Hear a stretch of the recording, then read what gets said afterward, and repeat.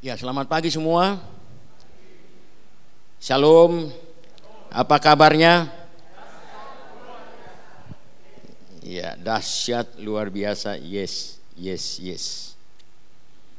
Ya, kita percaya juga bahwa Tuhan pernah berjanji, Tuhan Yesus berjanji bahwa di mana ada 2 atau 3 orang yang berkumpul atas namanya di situ Dia hadir, dan kita yakin Dia hadir di sini. Dan kehadirannya menjadi kerinduan kita untuk mendengar firman-Nya, mendengar isi hatinya, dan tentunya kita merindukan bahwa kita tidak hanya mendengar tetapi juga kita melakukan apa yang Dia kehendaki dan justru perintahkan kepada kita. Ada banyak perintah-perintah Tuhan. Kalau perintah itu harus dijalankan ya Pak Pendeta Ibrahim. Jadi bukan sekedar ya undangan, kalau bisa silakan lakukan, kalau tidak bisa ya tidak apa-apalah. Kalau dikerjakan itu amal, kalau tidak ya enggak apa-apa.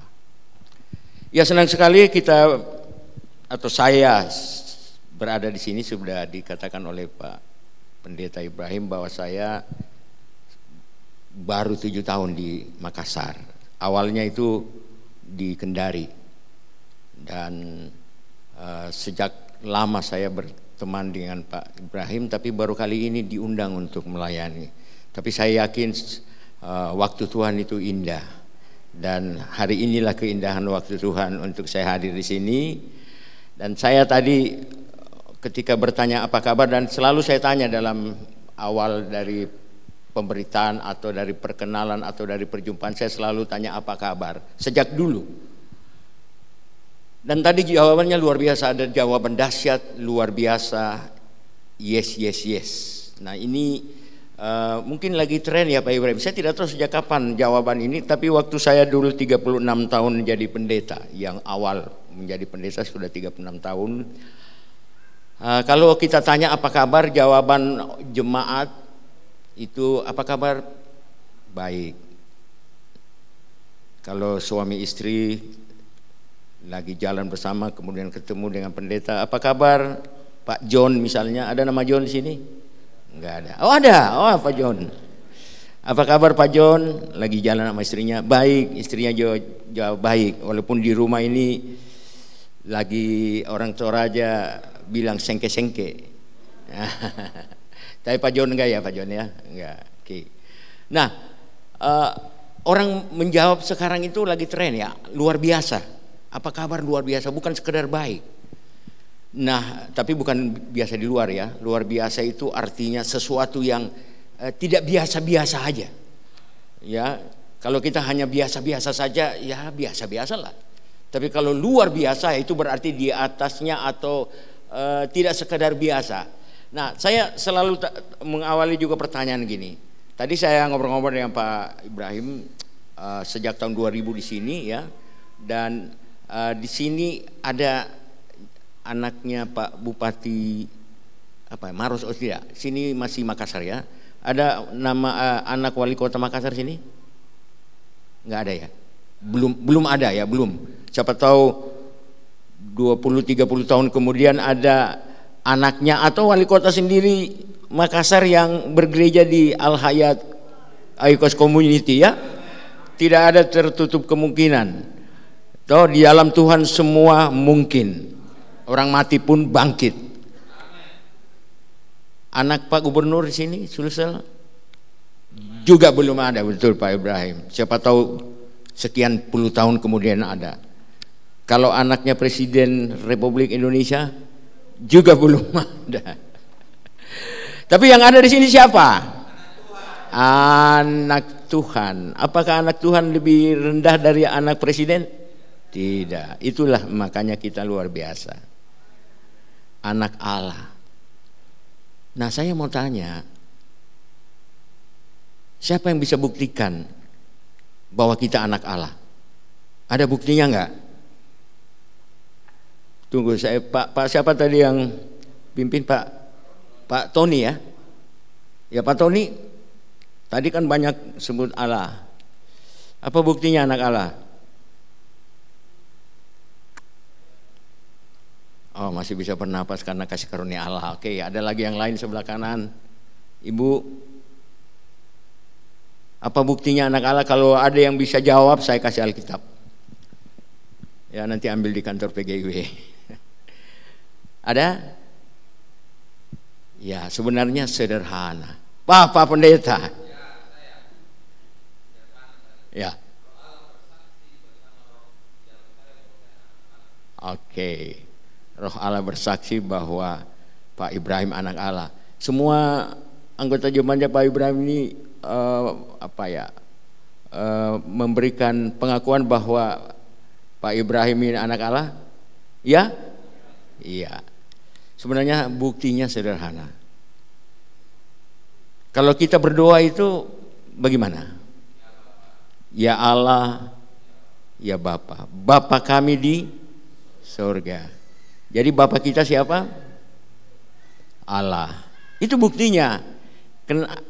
Kita disebut anak Allah karena kita memanggil Allah dengan Bapa, bukan om, bukan tante, bukan opa, tapi Bapa.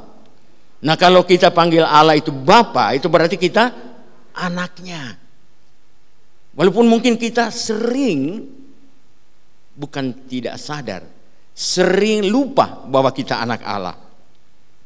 Sehingga sering, bahkan mungkin terlalu sering, kita tidak hidup sebagai anak Allah. Mungkin terlalu sering kita atau terlampau sering kita hidup sebagai anak siapa? Nah, ini kata yang susah sekali disebut. Kalau kita bukan anak Allah, berarti kita anak siapa? Anak setan. Pak Tony betul-betul. Pak Tony tahu sekali itu ya.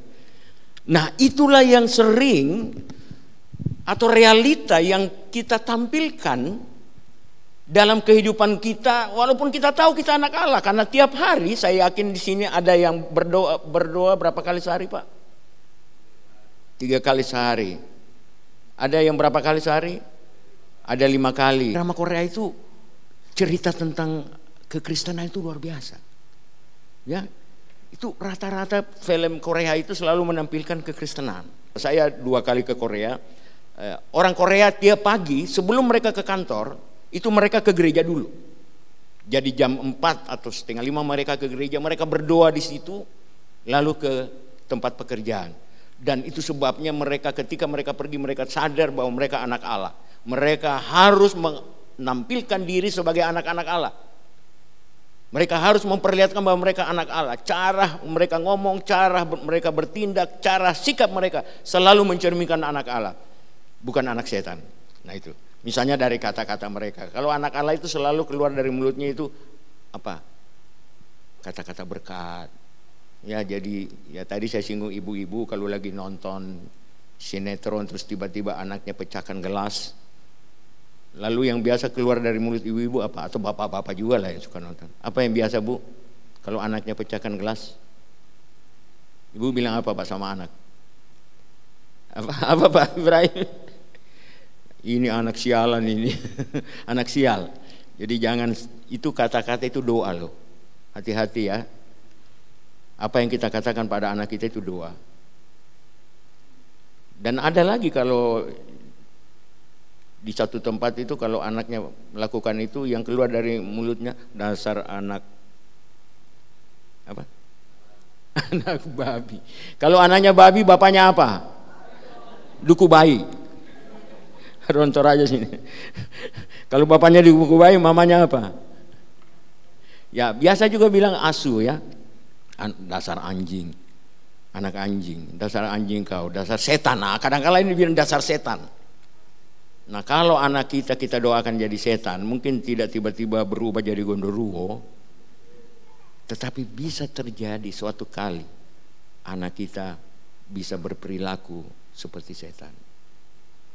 Ada banyak anak-anak yang terjerumus dalam narkoba, dan kalau sudah di narkoba itu sudah perkara-perkara yang sangat-sangat bertentangan dengan firman Allah. Nah, hari ini Ibu Bapak saya akan membacakan atau kita baca bersama firman Tuhan dari kitab Kolose pasal 1. Sebenarnya 20 ayat, tapi saya baca ayat 15 sampai ayat 20. Firman Tuhan berbunyi sebagai berikut. keutamaan Kristus. Ia adalah gambar Allah yang tidak kelihatan, yang sulung, lebih utama dari segala yang diciptakan. Karena di dalam Dialah telah diciptakan segala sesuatu yang ada di sorga dan yang ada di bumi, yang kelihatan dan yang tidak kelihatan, baik singgasana maupun kerajaan, baik pemerintah maupun penguasa, segala sesuatu diciptakan oleh Dia dan untuk Dia. Ia ada terlebih dahulu dari segala sesuatu, dan segala sesuatu ada di dalam Dia. Ialah kepala tubuh, yaitu jemaat. Ialah yang sulung yang pertama bangkit dari antara orang mati, sehingga Ia yang lebih utama dalam segala sesuatu. Karena seluruh kepenuhan Allah berkenan diam di dalam Dia, dan oleh Dialah Ia memperdamaikan segala sesuatu dengan dirinya, baik yang ada di bumi maupun yang ada di sorga, sesudah Ia mengadakan perdamaian oleh darah Kristus. Tadi malam Pak Ibrahim meminta saya menyebut tema, dan tema saya pilih diperdamaikan di dalam Kristus, khususnya dari ayat ke-20. Nah, kadang-kala kita mengatakan orang Kristen itu sudah merasa menjamin bahwa kepercayaan kita kepada Kristus itu sudah menjadi jaminan kita selamat, ya. Jaminan kita masuk surga. Benar ya? Benar ya? Ya harus benar dong. Kalau tidak benar, waduh, meragukan sekali. Nah, kalau tema kita diperdamaikan di dalam Kristus, itu ingin mengungkapkan bahwa kita sebagai manusia itu adalah orang-orang yang terusir. Ya, kalau kita baca kitab Kejadian 3, ketika manusia diusir dari Taman Eden karena mereka sudah menjadi milik si ular itu, ya. Jadi mereka tidak layak lagi untuk tinggal bersama dengan Allah di Firdaus, karena tempat di mana Allah berada di situ kekudusan. Karena Allah tidak mungkin tinggal bersama manusia yang telah jatuh ke dalam dosa, sehingga manusia harus diusir dari Taman Eden. Dan Taman Eden dalam kitab Kejadian dilukiskan dijaga oleh kerub dengan pedang yang menyala-nyala dan yang menyambar-nyambar. Jadi tidak seorang pun lagi yang bisa naik ke surga, karena surga dijaga oleh malaikat dengan pedang yang menyala-nyala, menyambar-nyambar, sehingga tidak seorang pun yang bisa naik ke surga atau kembali ke surga. Nah, kalau kita bicara perdamaian atau diperdamaikan dengan Allah dalam kitab Kolose, Rasul Paulus hendak mengatakan kepada jemaat di Kolose bahwa Allah di dalam Yesus Kristus telah memperdamaikan manusia. Semua agama, ya makanya saya bangga jadi orang Kristen. Semua agama ini berupaya supaya mereka mendapatkan keselamatan. Ya, mudah-mudahan kita datang ke gereja, rajin melakukan sesuatu bukan karena supaya kita mendapatkan keselamatan. Agama-agama lain semua, ya, membawa persembahan atau melakukan perintah-perintah Allah supaya apa? Supaya mereka mendapatkan keselamatan.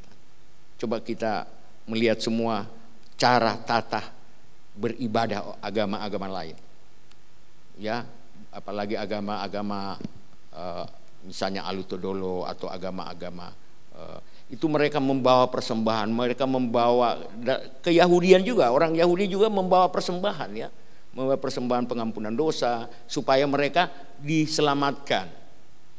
Oleh karena itu mereka selalu harus membawa binatang-binatang yang tambun, lembu yang tambun, supaya apa? Supaya mereka diampuni, supaya mereka diselamatkan.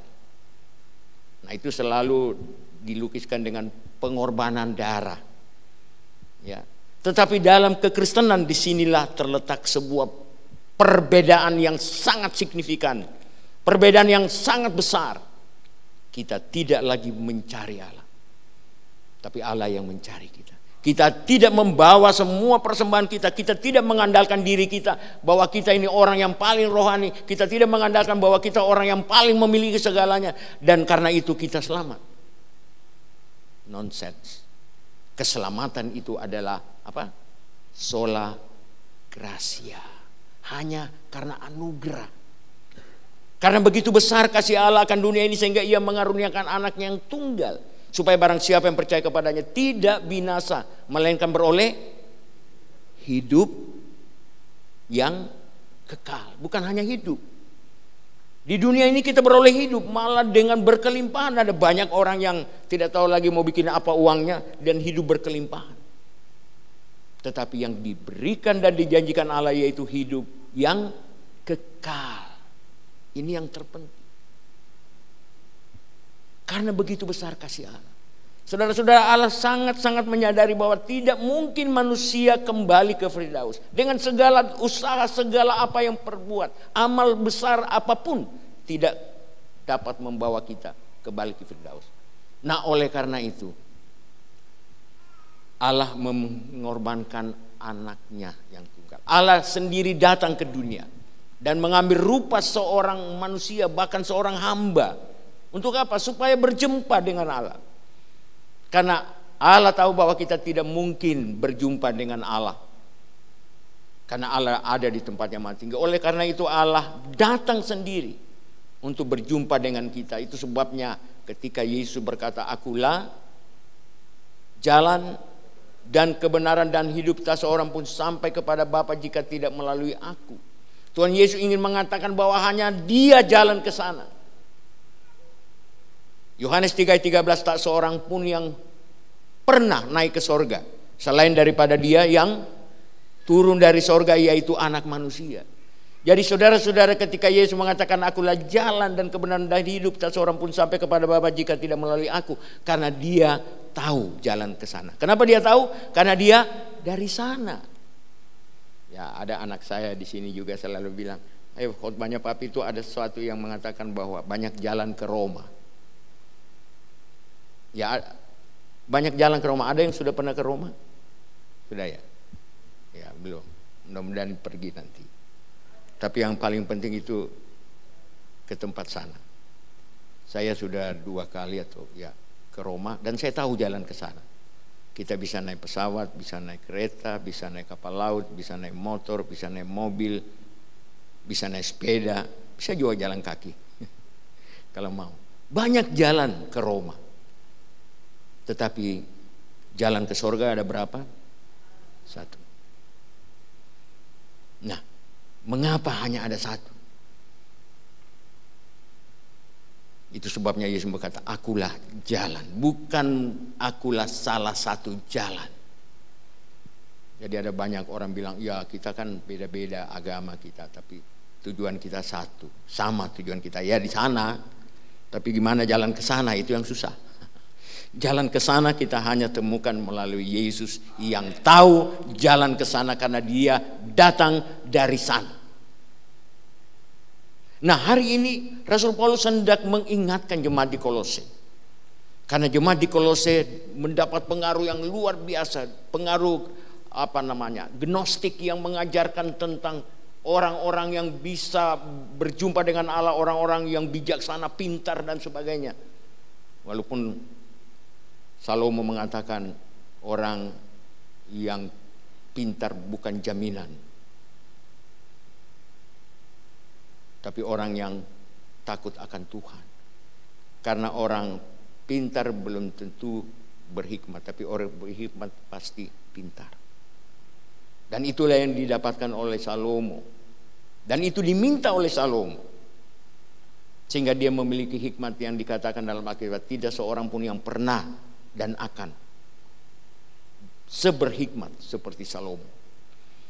Nah, oleh karena itu hari ini Rasul Paulus sedang mengingatkan jemaat di Kolose dan tentunya jemaat kita juga bahwa segala upaya kita untuk selamat itu nonsens. Tidak mungkin. Karena keselamatan itu yang dikatakan dalam bacaan kita hanya melalui Yesus Kristus. Pengaruh-pengaruh di jemaat Kolose, ada banyak upaya-upaya mereka untuk patuh kepada tradisi-tradisi Yahudi dan lain sebagainya, berpuasa dan seterusnya. Tetapi mereka lupa bahwa keselamatan itu semata-mata hanya oleh darah Kristus. Itu sebabnya Rasul Petrus mengatakan, kamu telah ditebus bukan dengan barang yang fana, bukan dengan emas atau perak, tetapi dengan darah Kristus yang mahal. Nah, saudara-saudara, kalau tadi kita bilang luar biasa, kita ini luar biasa, ya benar. Kenapa kita luar biasa? Karena kita telah ditebus dengan darah Kristus yang mahal. Saya selalu bilang orang Kristen itu mahal. Kalau seandainya Pak Joni, mana Pak Jon tadi ya? Kalau Pak Jon kita lelang itu kira-kira ada yang mau kasih harga berapa? Ada yang berani kasih harga? Pak Jon ada istrinya di sini? Ada. Mana istrinya? Angkat tangan dulu. Bu, kalau Pak Jon ini kita lelang kira-kira misalnya ada yang tawar 5M, ibu berani tambah 6M ya? Jangankan 6M, seumur kehidupan ibu pun bisa dikorbankan untuk suami yang tercinta, ya kan? Nah, harga kita itu mahal. Jadi anak-anak mudaku, jangan pernah kalian menjual hargamu yang terlalu mahal. Karena kamu semua telah ditebus dengan darah Kristus yang mahal. Jadi kita ini kalau dilelang gak bisa dihargakan berapapun. Seisi dunia ini pun ya tidak dapat menyelamatkan.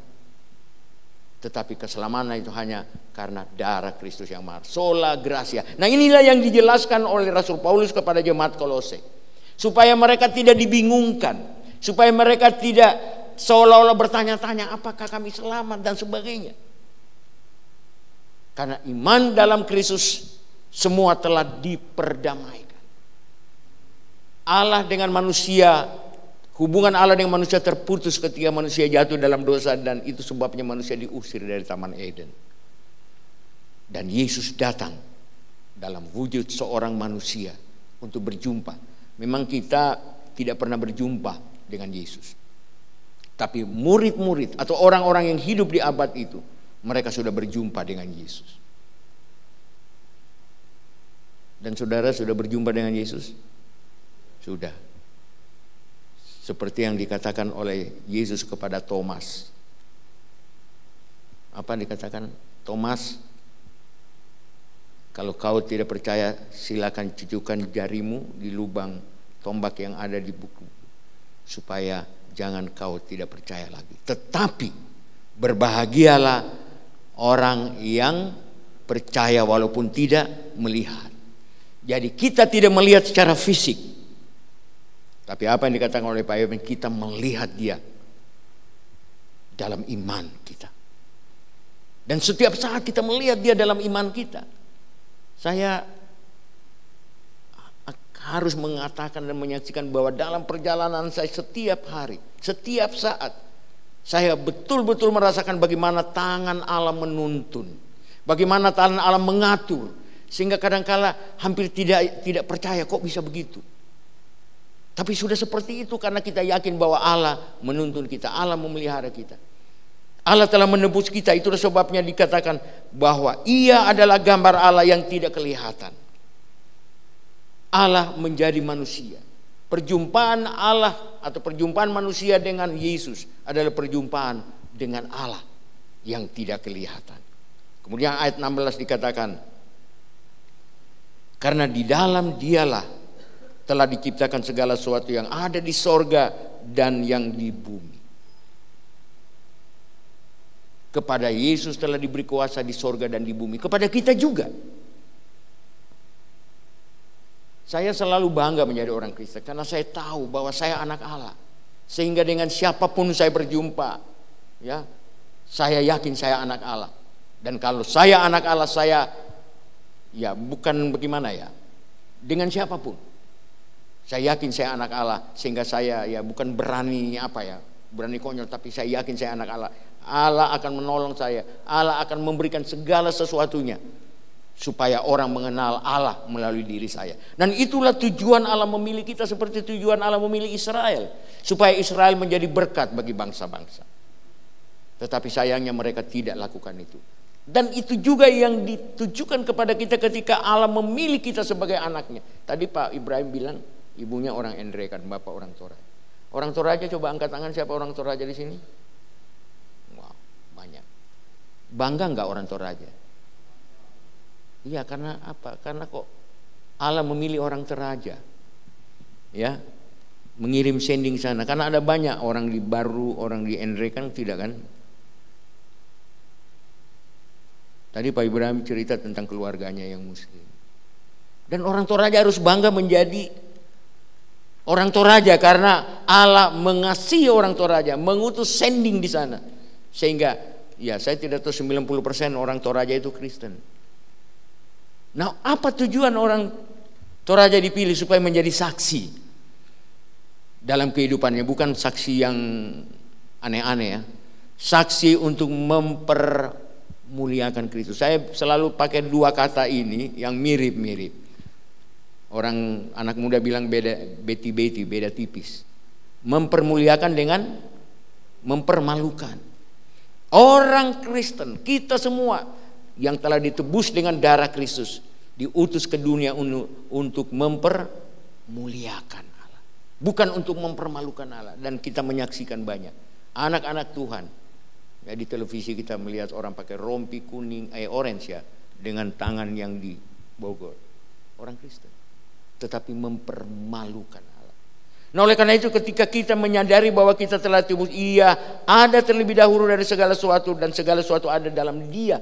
Dan saya sangat-sangat menghayati doa Tuhan Yesus. Ada yang tahu doa Tuhan Yesus? Yohanes 17 ayat 21. Supaya mereka menjadi satu sama dengan Engkau di dalam aku di dalam Engkau, dan mereka di dalam kita.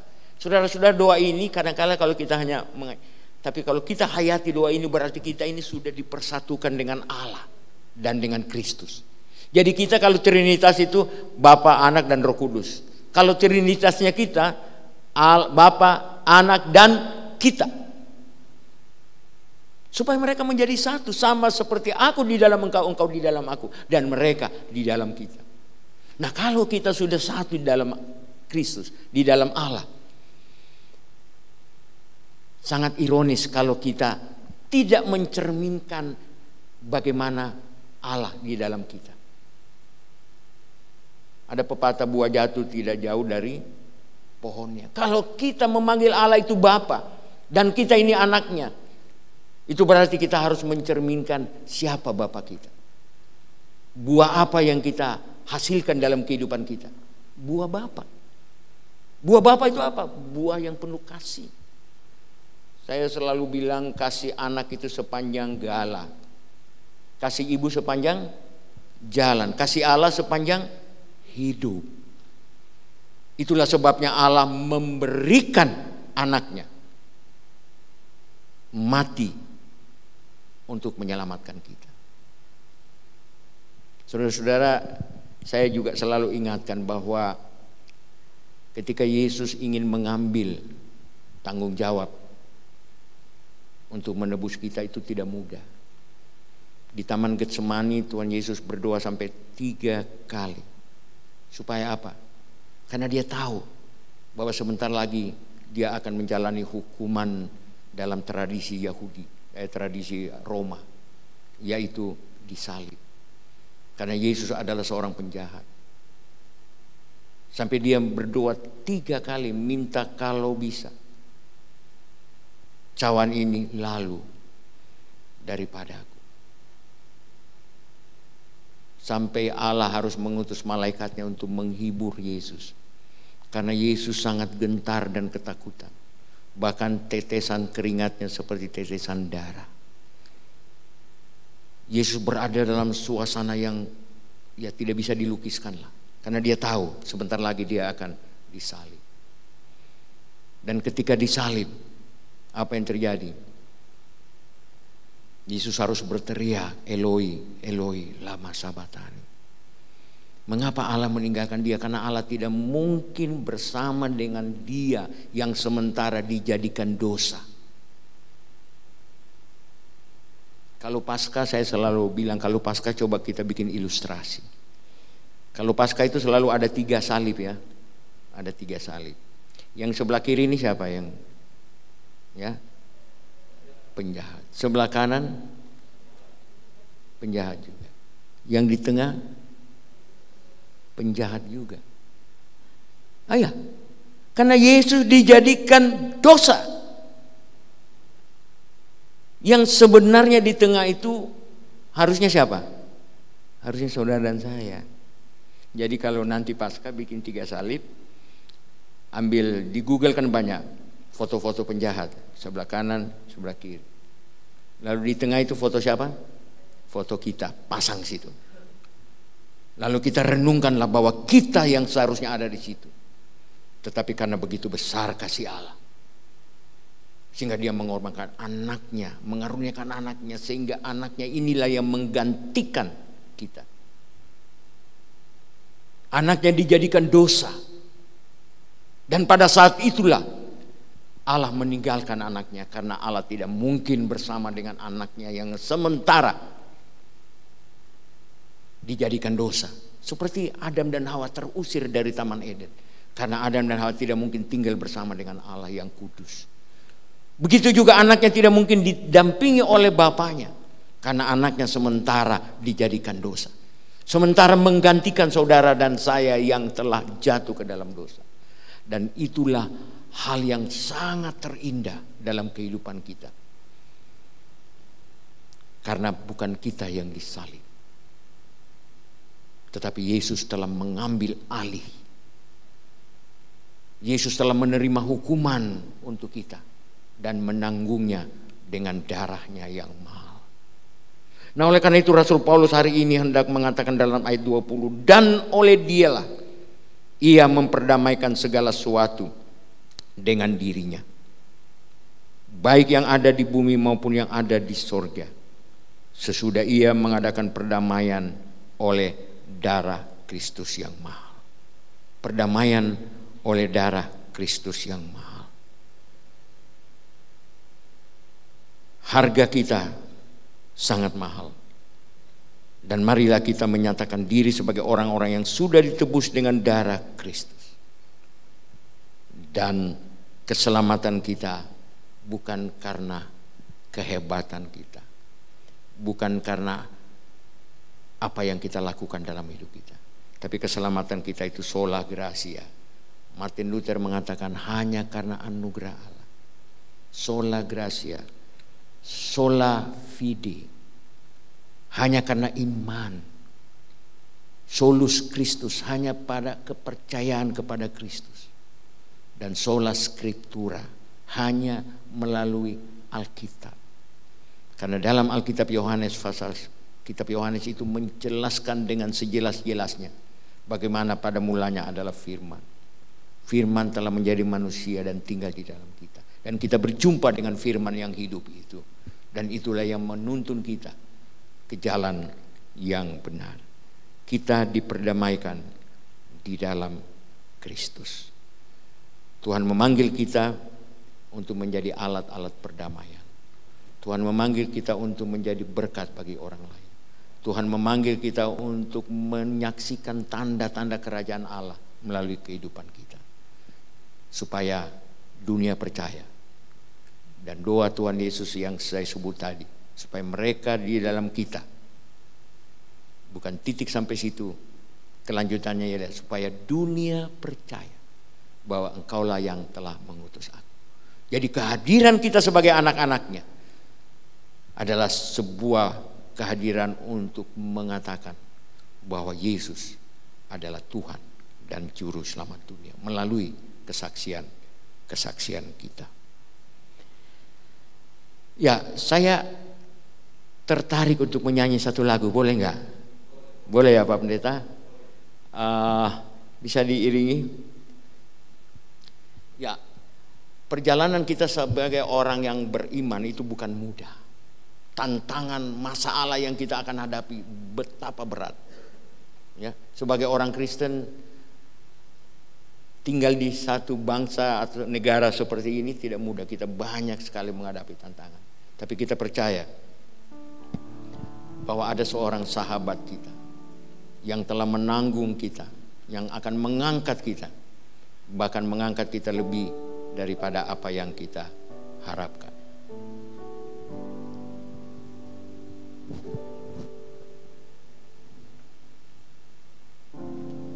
Ya, mudah-mudahan bisa connect ini. karena nggak latihan. Jadi seorang yang berada dalam keterpurukan, dalam keadaan yang sangat drop katakanlah, tapi dia datang dalam keheningan dan dia merasakan seorang yang datang memeluk dia, mengangkat dia di atas bahunya dan membawa dia untuk bisa menyeberangi lautan dan mendaki gunung yang tinggi, dan dari sana dia menyaksikan bahwa kasih Allah lebih besar daripada apa yang dia bayangkan.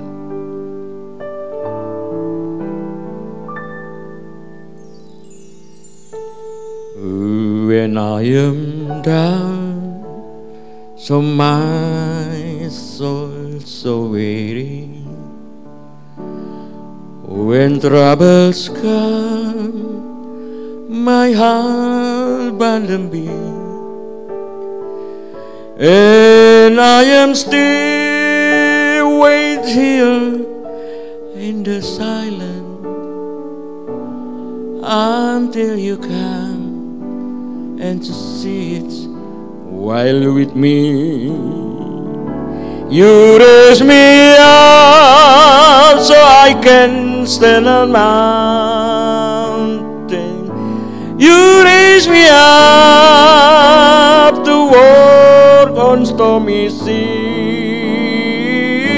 I am strong when I am on your shoulders. You raise me up to more than I can be.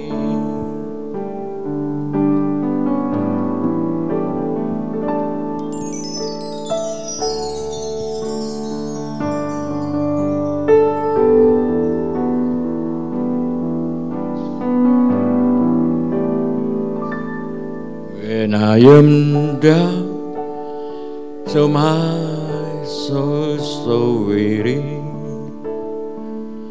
when troubles come, my heart abandons me, and I am still wait here in the silence until you come and sit while with me. You raise me up so I can stand on mountain.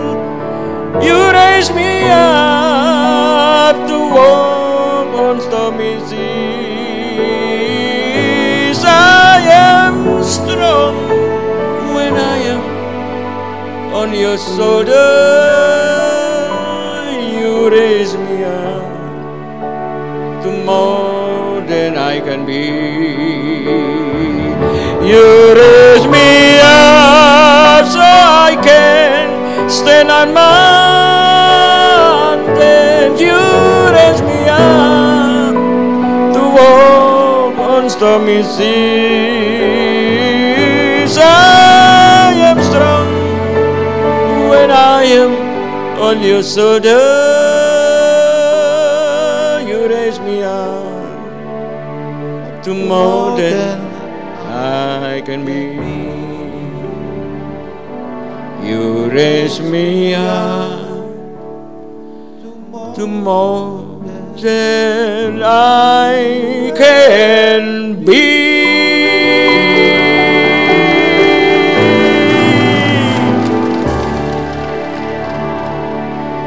Ya, terima kasih, Tuhan memberkati kita semua.